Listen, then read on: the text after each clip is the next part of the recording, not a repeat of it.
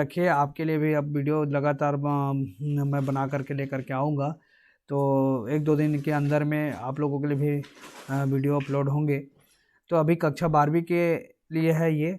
तो ये देखिए यहाँ पर लिखा हुआ है कि एक्स लिमिटेड ने 100 रुपये वाले प्रत्येक 10,000 जो क्या है ऋण पत्र है, 14% ऋण पत्र निर्गमित किए, जिसमें 20 रुपये आवेदन पर, 60 रुपये आवंटन पर तथा शेष मांग पर देने थे। कंपनी ने 13,500 ऋण पत्रों के आवेदन प्राप्त हुए। कितने ऋण पत्रों के लिए बोल रहा है? 13,500। कंपनी ने जारी करना है कितना? 10,000, लेकिन आवेदन कंपनी को कितने का प्राप्त हुए? 13,500 के प्राप्त हुए। और एक चीज़ याद रखना है कि उसका रेट कितना था? 100 रुपये था।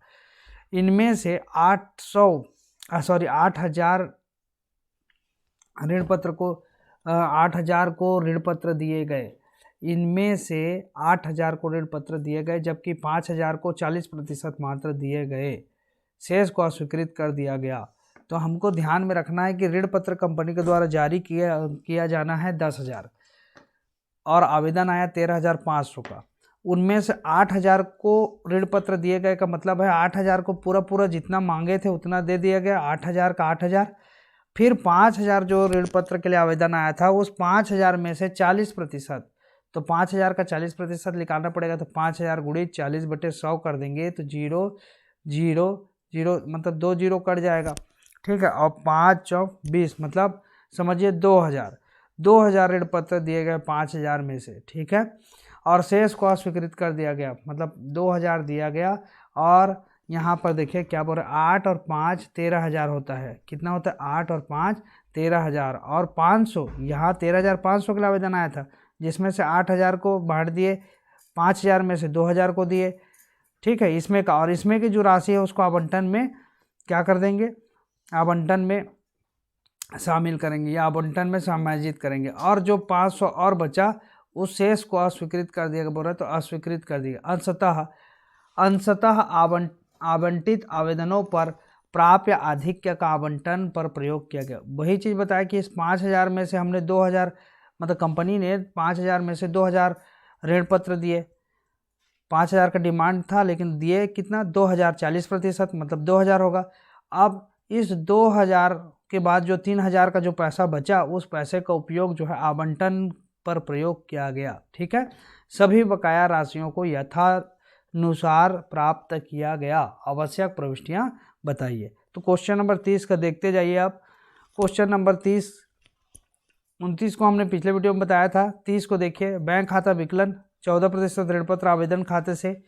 आवेदन की राशि प्राप्त होने पर, आवेदन कितने के लिए प्राप्त हुआ? 13,000। कितने के लिए प्राप्त हुआ? 13,000, ठीक है। 13,000 के लिए प्राप्त, 13,500 यहाँ पर लिखा होगा। कितने के लिए प्राप्त हुआ? आवेदन 13,500 ऋण पत्रों के लिए आवेदन प्राप्त किए। और आवेदन में राशि कितना? तो 20 रुपये। कितनी राशि है? 20 रुपये। तो इस 20 रुपये के हिसाब से 13,500 का गुणा कर देंगे। तो 13,500 गुणित 20 कर दीजिए, तो 13 दूने 26 और 500 का 27, कितना हो जाएगा? 27। और ये इसको लिख देंगे 3 तो शून्य। यहाँ पर देखिए 13 दूने 26 और 1 27, 135 दूने 270, ठीक है। और 3 शून्य लगा दिए यहाँ पर, तो 2,70,000 हो गया।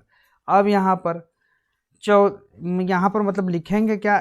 13,500 गुणित 20 कर दीजिएगा तो 2,70,000 आ जाएगा, ठीक है। आप एक बार करके देख लीजिए। 13,500 गुणित 20 तो आ जाएगा 2,70,000, ठीक। अब इसके बाद हम दूसरा में हम ऋण पत्र आवेदन खाता विकलन, ऋण 14% ऋण पत्र खाता से और ऋण पत्र आवंटन खाता से और बैंक खाता से, जो हमने रिजेक्ट कर दिया, स्वीकार कर दिया, उसकी राशि को हम पूरा पैसा वापस लौटा देंगे। तो हम बैंक खाता से करके लिखेंगे। कितने को रिजेक्ट किया तो हमको उसको ध्यान में रखना है। और उसके बाद ऋण पत्र आवंटन खाता से जो अतिरिक्त राशि, जैसे 5,000 में से हमने 5,000 का कितने को जारी किया? 5,000 का 40%, तो 5,000 का 40% 2,000 होता है। और तो शेष बचा उसको आवंटन में शामिल करेंगे। तो 3,000 गुणित 20 कर दीजिए। 3,000 गुणित 20 करेंगे तो हो जाएगा 60,000। कितना हो रहा है? 60,000, ठीक है। यहाँ पर राशि को जो है आगे पीछे हो गया है, आपको अभी ध्यान देना है। मेरे स्कूल के एक स्टूडेंट है जिसने इसको लिखा है, तो थोड़ा सा जो है आगे पीछे कर डाली है, ठीक है, तो इसको आपको ध्यान देना है।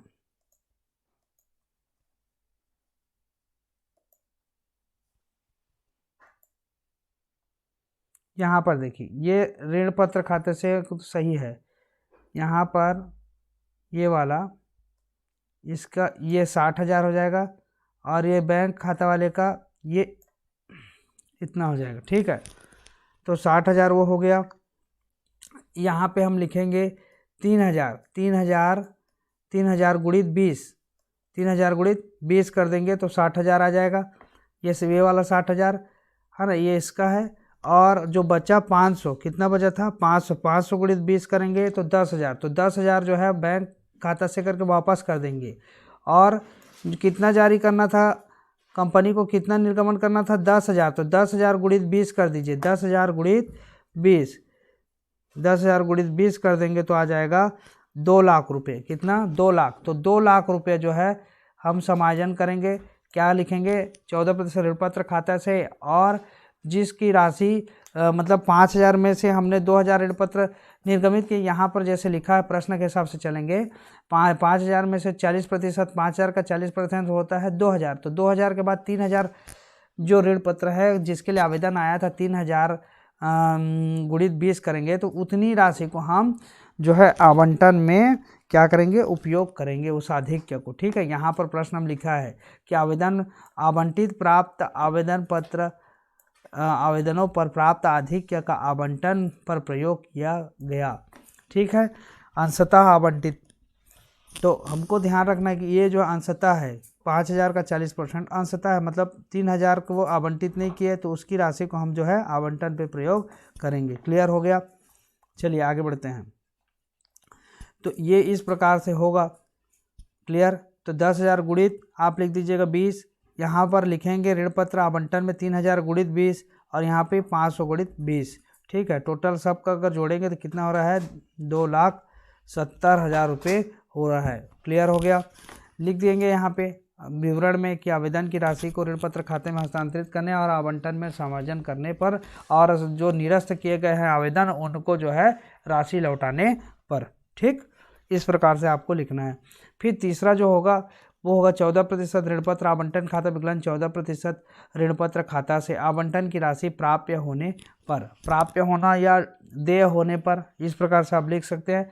अब जब मिलेगा तो लिखेंगे बैंक खाता विकलन 14% ऋण पत्र खाता से। अब आवंटन की राशि कितनी है उसको ध्यान में रखिए। तो आवंटन की राशि यहाँ पर दिया हुआ है, आवंटन में 60 रुपये आवंटन पर, 60 रुपये किस पर, आवंटन पर। तो 60 रुपये गुणित कर देंगे 10,000, 60 रुपये गुणित कितना कर देंगे 10,000। अब हमको आगे क्या चलना है, हमको अब इसको ध्यान में रख करके नहीं चलना है, सिर्फ आवेदन के समय ही इसको ध्यान में रखना है 13,500 को, क्योंकि उसके बाद हमने तो उसका सबका अलग अलग वर्गीकरण कर दिया। क्योंकि जो आवेदन जिनको हमने आवेदन स्वीकार नहीं किया उसकी राशि को वापस लौटा दिया, जिनका अंशतः आवेदन स्वीकार किया है उनको समायोजन कर दिया आवंटन पर, उसको उसी प्रकार से हम आगे भी बढ़ते जाएंगे। तो इस 10,000 को लेकर के अब बनाएंगे, ठीक है। तो 10,000 गुणित 60 कर देंगे, कितना हो जाएगा 6 लाख के आसपास हो जाएगा। तो हम यहाँ पर देखिए प्रश्न में कौन सा नंबर क्वेश्चन है, क्वेश्चन नंबर ये है ना, क्वेश्चन नंबर हमारा 30। तो ऋण पत्र ये देखिए 10,000 गुणित 60, यहाँ पर कितना हो जाएगा 10,000 गुणित 60, 10,000 गुणित कर देंगे आप 3, 4, 5, 10,000 गुणित इंटू 60, तो हमारा हो जाएगा ये 6 लाख। क्लियर। अब उसके बाद हमने बैंक खाता विकलन 14% ऋण पत्र खाते से, यहाँ पर हमको ये जो राशि आया ये कहाँ से आया इसी को बस जानना है। तो देखिए हमने क्या किया था, यहाँ पर आवंटन में समायोजन करना है करके 60,000 रुपये डाल दिया था, आवंटन में समायोजन करने करके 60,000 डाल दिया था। तो 60,000 हमको पहले से 3,000 जो ऋण पत्र थे उनका आवेदन की राशि के रूप में प्राप्त हुआ था 60,000, उसको हमको आवंटन में समायोजन करना है। तो उसी को हम ये समझेंगे कि 60,000 हमको आवंटन का पहले से प्राप्त हो चुका है इस 6 लाख में से। तो 6 लाख में से 60,000 पहले से प्राप्त हो चुका है, तो जो बचा उस राशि को हमको प्राप्त करना है। तो बैंक खाता विकलन 14% ऋण पत्र खाता से करके 5,40,000 और यहाँ पर भी लिख देंगे। ठीक है, ओके, आगे बढ़ते हैं। उसके बाद नेक्स्ट जो होगा वो है याचना पर। तो 14% ऋण पत्र प्रथम और अंतिम याचना खाता विकलन 14% ऋण पत्र खाता से। यहाँ पर याचना की राशि देय होने पर या प्राप्य होने पर, और फिर प्राप्य के बाद होता है प्राप्त। तो देय होने पर, तो यहाँ पर क्या कर दिए हम, यहाँ पर लिख देंगे याचना की राशि कितना था। तो हमने 20 रुपये आवेदन पर मांगा और 60 रुपये आवंटन पर। हमने मतलब कंपनी ने 20 रुपये आवेदन पर और 60 रुपये आवंटन पर, और शेष को बोल रहा है कि मांग पर देने थे। तो 60 और 20 कितना हो गया 80 और बचा कितना 100 में 80 गया तो 20, तो 20 रुपये जो है याचना पर देय है। ठीक है, तो यहाँ पर हो जाएगा 14% ऋण पत्र प्रथम और अंतिम याचना खाता विकलन 14% ऋण पत्र खाता से। और यहाँ पर हम लिख देंगे 10,000 गुणित 20, क्योंकि 20 रुपये बचा है तो 10,000 गुणित कर देंगे हम, क्या कर देंगे 20। अब इसका गुणा कर देंगे तो हो जाएगा 2 लाख, जिसको हमने यहाँ पे लिख दिया। अब इसमें कोई समायोजन नहीं होगा, क्योंकि जितना समायोजन होना था वो आवंटन पर हो गया। ठीक है, उसके बाद बैंक खाता विकलन 14% ऋण पत्र प्रथम और अंतिम याचना खाता से। याचना की राशि प्राप्त होने पर जितना है उतना ही प्राप्त भी होगा। ठीक, तो इस प्रकार से क्वेश्चन नंबर जो है आपका 30 जो है इस प्रकार से बनेगा। क्वेश्चन नंबर 31 को देखते हैं, और क्वेश्चन नंबर 31 कैसा है। क्वेश्चन नंबर 30 तक किस प्रकार बनेगा आप देख लीजिए। अगर नहीं समझ में आता है तो एक बार रिवीजन करके देखिए, आपको सारा चीज़ समझ में आएगा। क्वेश्चन नंबर 31 में कंडीशन दिया है कि रोकड़ के अतिरिक्त प्रतिफल इसके आधार पे हम बनाएंगे। तो 31 नंबर क्वेश्चन में क्या लिखा है, एक सीमित दायित्व वाली कंपनी ने 2,25,000 रुपये की संपत्ति क्रय की।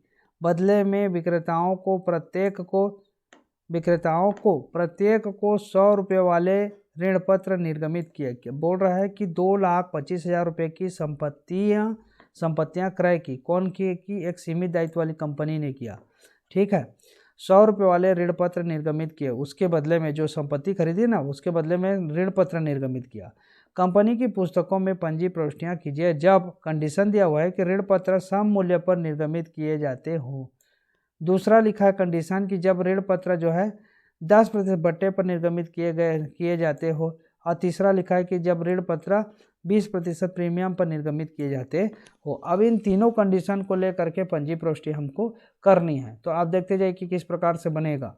31 नंबर का प्रश्न, 31 नंबर का प्रश्न यहाँ पर है। हमने सबसे पहले संपत्ति क्रय किया, तो हम लिखेंगे संपत्ति खाता विकलन विक्रेता खाता से। अब विक्रेता का नाम वहाँ पर दिया नहीं है, तो हम डायरेक्ट लिख दिए, क्या लिख दिए, विक्रेता खाता से, या हम लिख सकते हैं लेनदार से। ठीक है, संपत्ति खरीदने पर। अब संपत्ति खरीद लिए, अब उसको देना पड़ेगा। ये विक्रेता खाता से या लेनदार से भी लिख सकते हैं। अब विक्रेता का खाता विकलन या लेनदार खाता विकलन लिख देंगे ऋण पत्र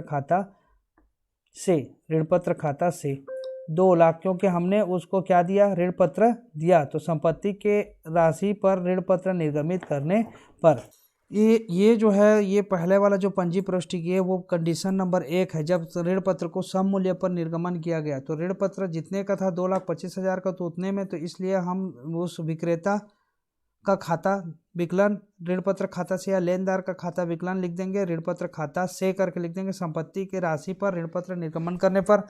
कंडीशन नंबर 2 में लिखा था कि बट्टे पर अगर निर्गमन किया जाए तो विक्रेता का खाता विकलन ऋण पत्र पर बट्टा खाता विकलन ऋण पत्र खाता से। यहाँ पर बट्टे पर निर्गमन किया गया है, उस स्थिति में एकदम सिंपल है, कठिन नहीं है कोई भी।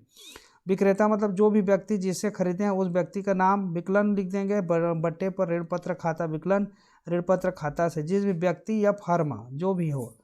ठीक है, उसके बाद तीसरा जो कंडीशन था कि प्रीमियम पर निर्गमन किया गया, तो तीसरा कंडीशन का ये होगा पंजी प्रविष्टि कि विक्रेता खाता विकलन ऋण पत्र खाता से और प्रीमियम पर ऋण पत्र खाता से। ठीक है, प्रीमियम पर ऋण पत्र खाता से। तो यहाँ पर क्या हो रहा है, हमको कितने में बट्टे पर निर्गमन किया तो उसके हिसाब से कैलकुलेशन करना पड़ेगा। ठीक है, यहाँ पे देखिए क्वेश्चन को देखते हैं। 2,25,000 10% बट्टे पर, 10% बट्टे मतलब शतक्रम, ठीक है। तो 2,25,000 का 10% हमको निकालना पड़ेगा, ठीक है। तो 22,500 के आसपास निकलेगा। कैलकुलेशन आप कर लीजिएगा, 22,500 आएगा, ठीक है। तो उतना राशि जो है बट्टे पे डालेंगे। तो इस कंडीशन के हिसाब से ये देखिए क्वेश्चन नंबर तीसरा, अच्छा क्वेश्चन नंबर जो है 31 का दूसरा कंडीशन, यहाँ पर कितना लिख दिए हैं 22,000, ये 25,000 नहीं होगा, ठीक है। ये कितना हो जाएगा ऋण पत्र, 2,25,000 का था ना, तो 2,25,000 ही होगा यहाँ पर, 2,25,000, ठीक है। थोड़ा सा मिस्टेक हो गया लिखने में।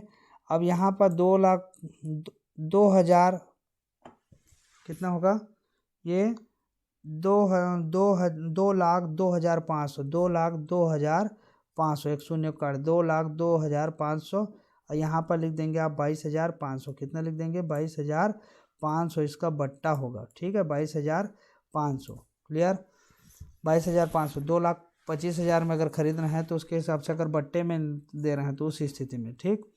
तो 2,02,500 जो है किसको देंगे, विक्रेता को देंगे, और उसके बाद बट्टा का हो जाएगा 22,500 रुपये हो जाएगा, और टोटल यहाँ पर लिख देंगे 2,25,000, ठीक। और इसकी इसी प्रकार यहाँ पर है, जैसे प्रीमियम पर निर्गमन किया, ठीक है। विक्रेता का खाता विकलन ऋण पत्र खाता से,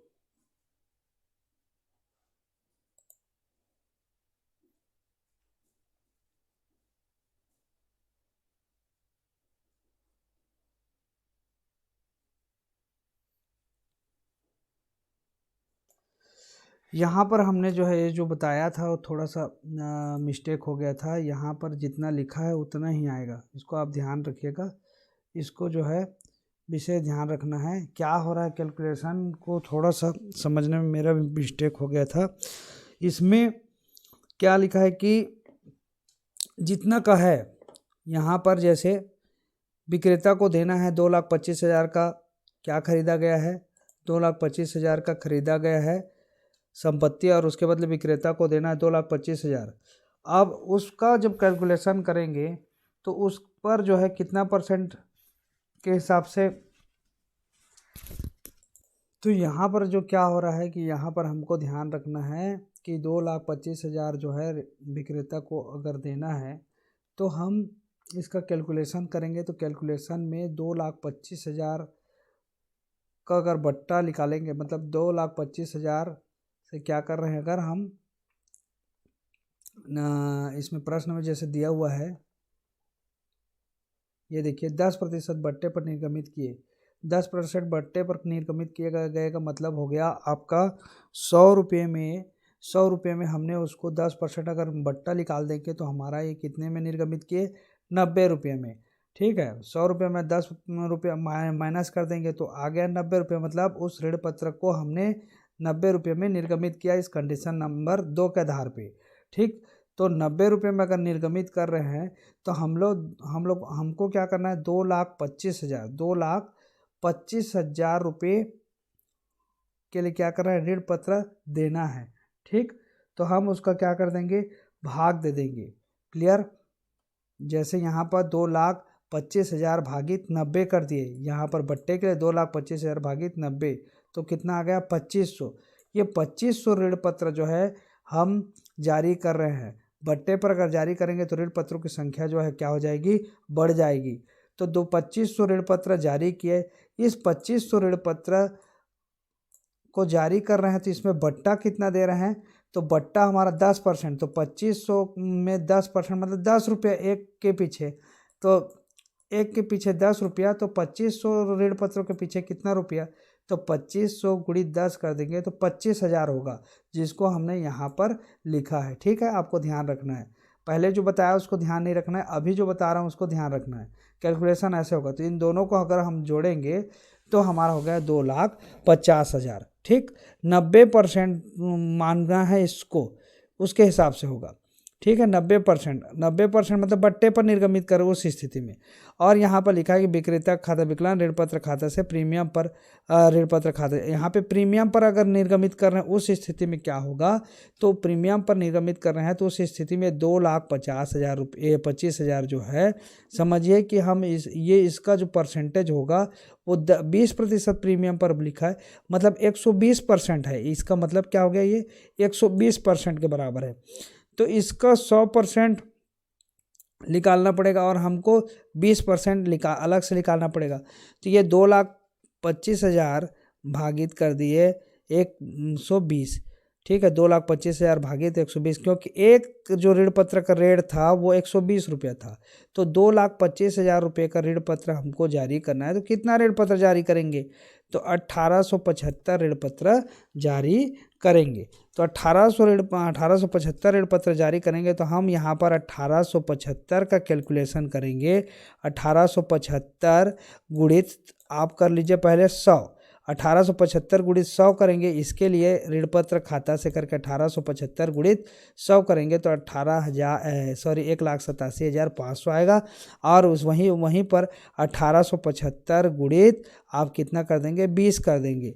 ठीक है, तो 1,875 गुणित 20 करके आप देख लीजिए, 1,875 गुणित 20 तो हो जाएगा 37,500। ठीक, तो ये 1,875 यहाँ पर भी आ जाएगा, 1,875 लिख करके गुणा कर लीजिए, गुणित 20 कर लीजिए, क्योंकि 20 रुपये जो प्रीमियम की राशि, और यहाँ पर 1,875 गुणित कितना करेंगे 100 तो हो जाएगा 1,87,000।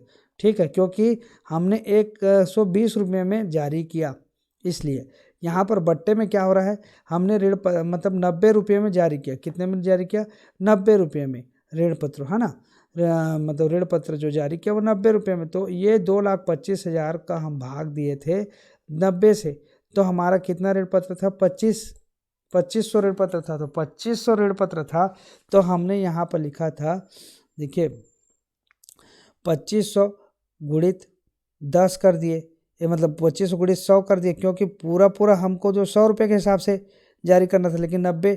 अब यहाँ पे विक्रेता खाता में हम लिखेंगे 2500 गुणित करके लिख देंगे। ठीक है, और यहाँ पर 2500 गुणित 10 और 2500 गुणित 90 करके लिख देंगे, तो हमारा आ जाएगा। ठीक है, 2500 गुणित 90 कर देंगे तो 2,25,000 होगा, और 2500 गुणित 10 कर देंगे तो 25,000 हो जाएगा।